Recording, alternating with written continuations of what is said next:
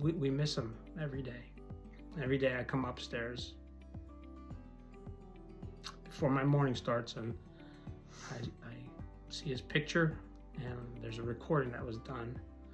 And in that recording is our motto: today is the best day of your life, and tomorrow will be even better. And I listen to that every morning. But this is how he would say it: today is the best day of your life, and tomorrow's going to be even better. So.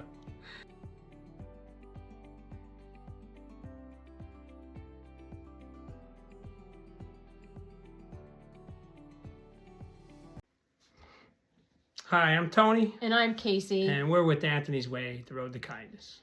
Today, February 13th, is Anthony's birthday.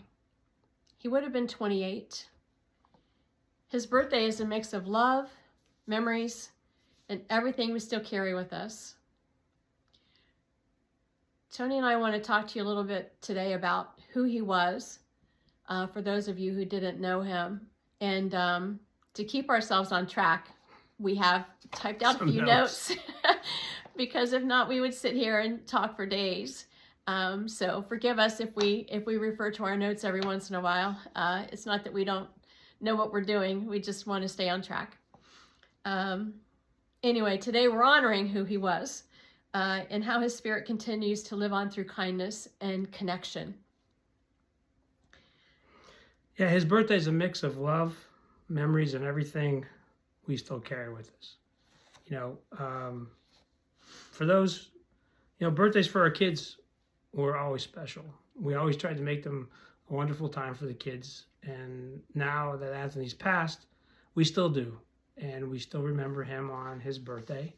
And we've always tried to do something really cool and special, whether it be releasing balloons or, writing kind things on a seashell and sharing them on the beaches and stuff. We've just kept his spirit alive as much as we can.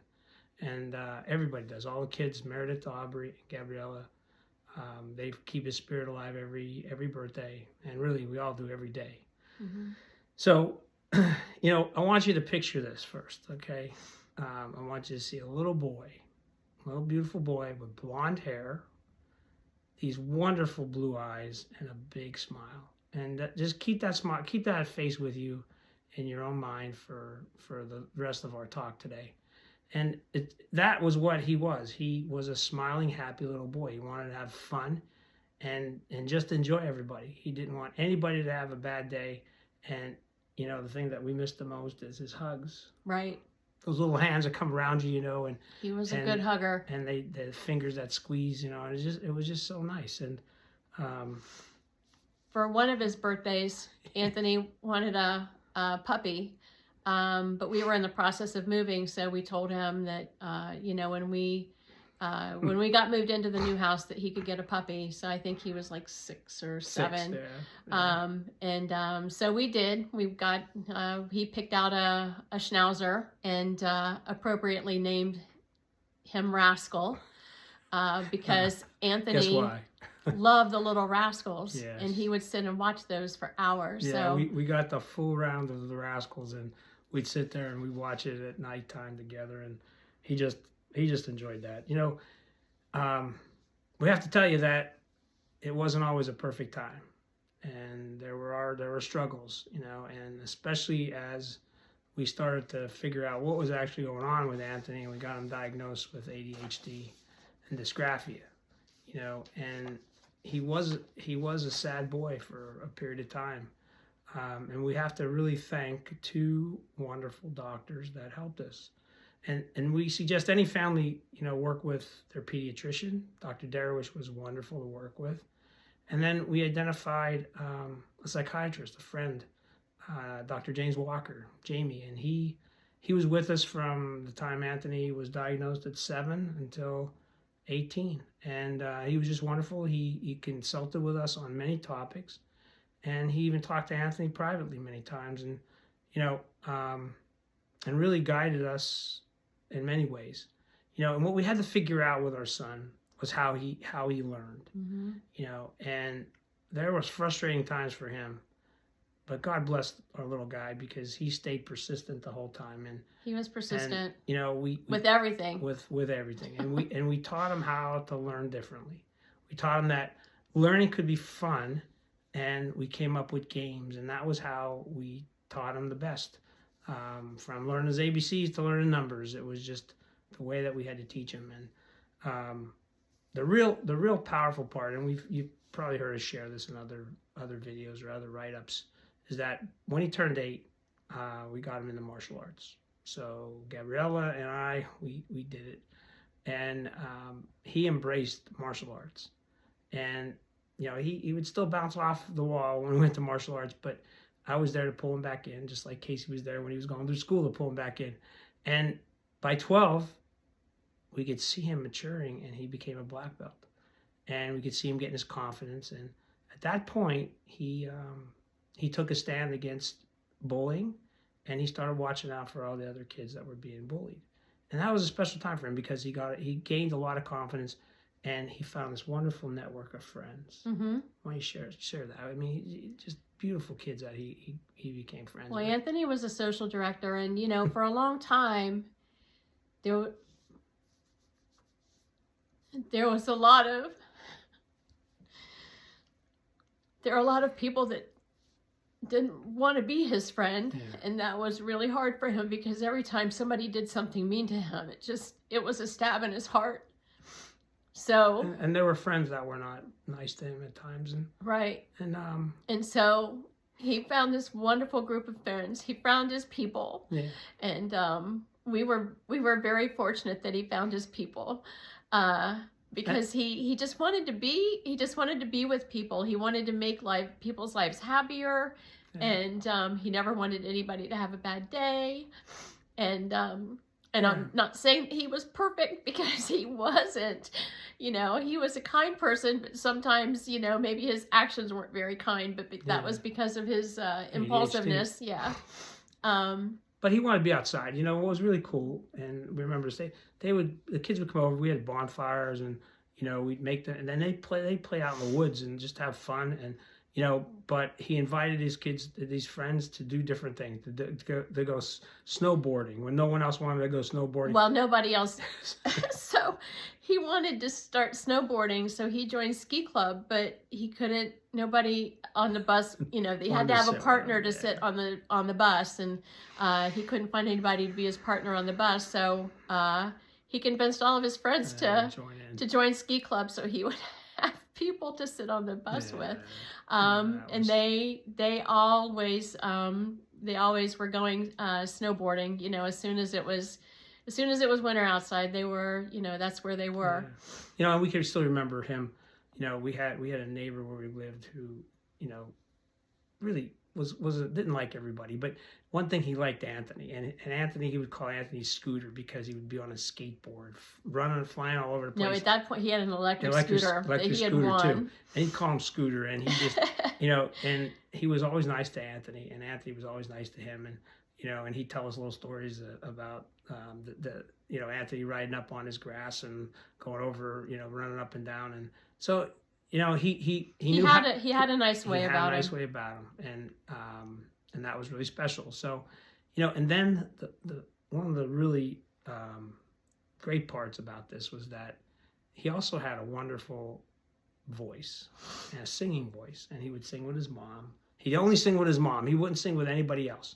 I could never get him to join choir though, and that was a shame because he really, really should have. Yeah, and so when he knew his mom was turning 50, and he came to me and he said, "Dad,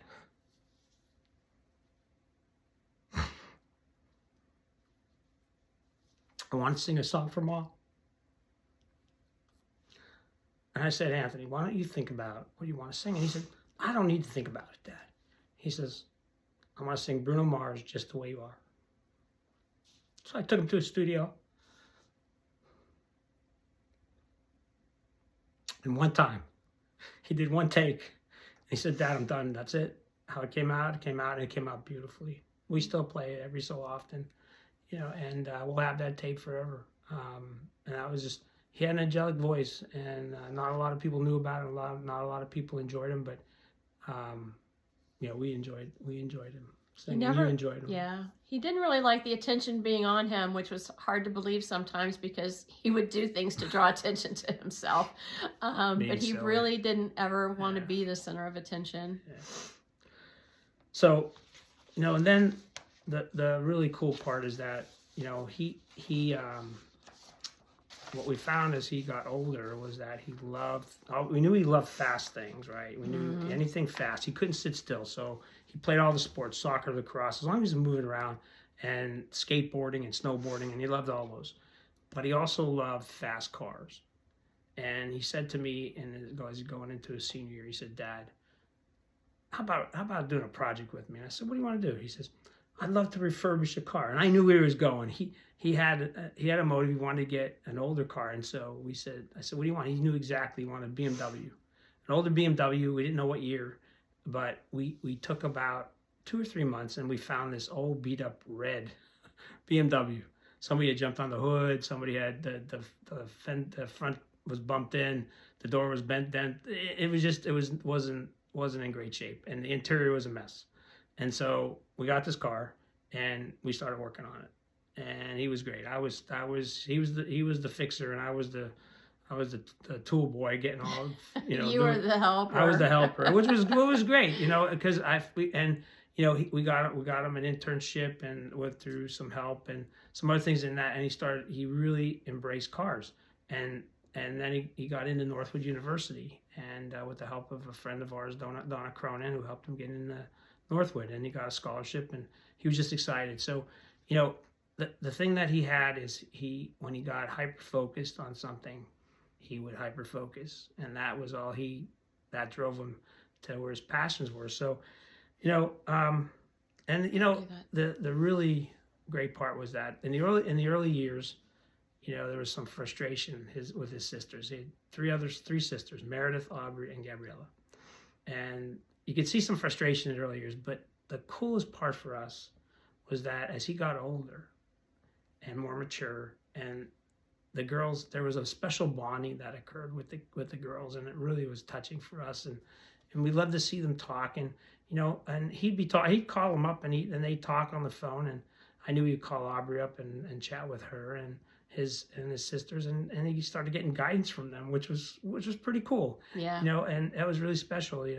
So and it was nice, and we wish he was here, and they wish he was here too. Yeah.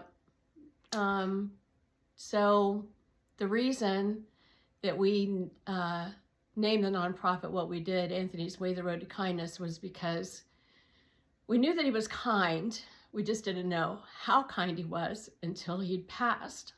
And at his funeral, we had so many of his peers and teachers and other people come up to us and tell us about the kind things that they had done for him, or that he had done for them. And the girls put out paper, and they asked everybody to just write something kind or something nice about Anthony, or whatever thoughts they had. And we still have those papers. I mean, they were very special to us, and it helped us. That's the only thing that helped us to get through those days. But they also told us about bad things that he had done, which we didn't know about. Which we did not know about. So, he never did anything. He never was intentionally mean or never did anything on purposely bad. At least I don't think so. But he had his moments where he got into trouble for things, and some of those things we did not know about until after he passed. But that was, we made a very important vow during that time that we would help kids and families, and we knew we wanted to do something. We just didn't know what we wanted to do. Yeah, and so, we miss him every day. Every day I come upstairs before my morning starts, and I see his picture, and there's a recording that was done. And in that recording is our motto: today is the best day of your life, and tomorrow will be even better. And I listen to that every morning. But this is how he would say it: today is the best day of your life, and tomorrow's going to be even better. So, And we lived with that for, the time he was alive, and now we still carry that on, and that is a message that we want to share with everybody, because view and how you take every day special, and every day with your children is special, every day with Anthony was special, every day with our girls is special. So as we honor Anthony today, we invite you to share kindness in his name. I'm not going to be able to get through this. Especially with kids who feel misunderstood. That's the legacy left with us, and it's one we're proud to keep alive. So, do something kind. February 13th is a special day. Do something kind, and let's remember that it's always better to be kind and help someone. And that's the legacy Anthony had. Yep. Thank you for listening to us. Do you want to say happy birthday? And happy birthday. Happy birthday, Anthony. Hi, everyone. Thank you for listening to our podcast. We hope you're getting a lot out of them. Now we're here to ask you for some help.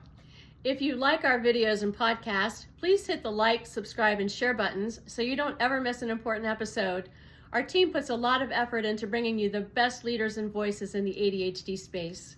Second, we really need your help to help these wonderful kids that are struggling with the challenges from ADHD. We need your donations. Your donation is an investment in giving a family the opportunity to get the right care for their child through our care model and our care roadmap. Every donation goes to helping families that cannot cover the cost of care. Any amount helps. And if you're interested in being a sponsor for our YouTube channel, we would love to talk with you. The way we look at it is if we help a child with ADHD, we help their family, and then as a whole, we help society. And most importantly, a little bit of kindness goes a long way, especially for kids with ADHD. Thank you for your continued support.